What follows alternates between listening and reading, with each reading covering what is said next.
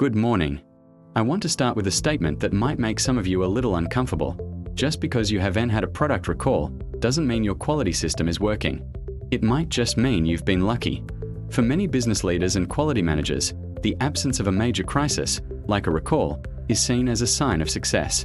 It's easy to look at a clean record and think, we are doing everything right. But this perspective is not just flawed, it's dangerous.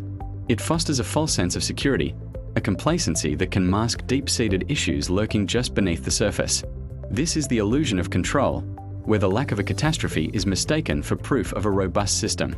The real question isn't whether you've had a recall.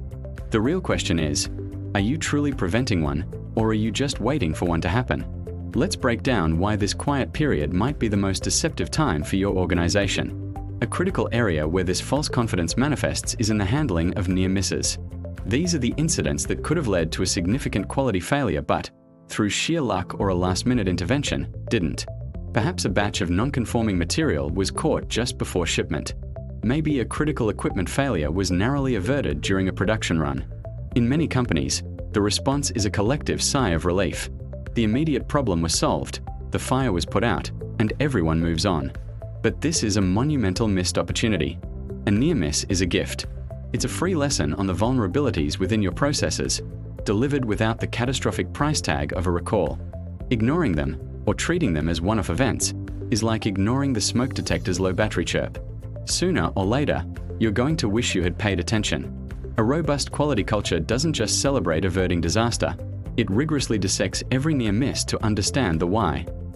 Why did the non-conforming material get that far? What systemic weakness allowed that equipment to degrade? Each near miss should trigger a full-scale investigation, a root cause analysis as thorough as if the failure had actually reached the customer. By treating these events with the gravity they deserve, you are proactively strengthening your defenses and turning luck into a deliberate strategy of prevention. Next, let's talk about data. In today's world, we are drowning in data, yet many organizations are starving for insight. Specifically, I'm talking about the failure to perform meaningful trend analysis.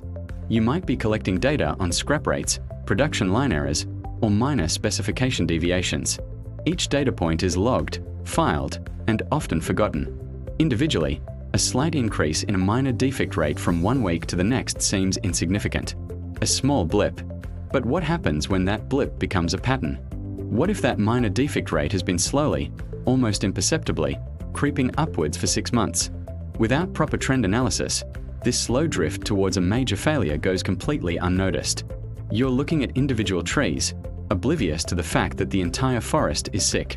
Effective trend analysis isn't just about plotting points on a graph.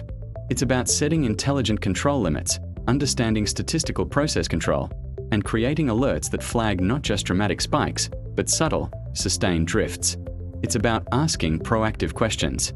Is there a correlation between this trend and a recent change in raw material suppliers?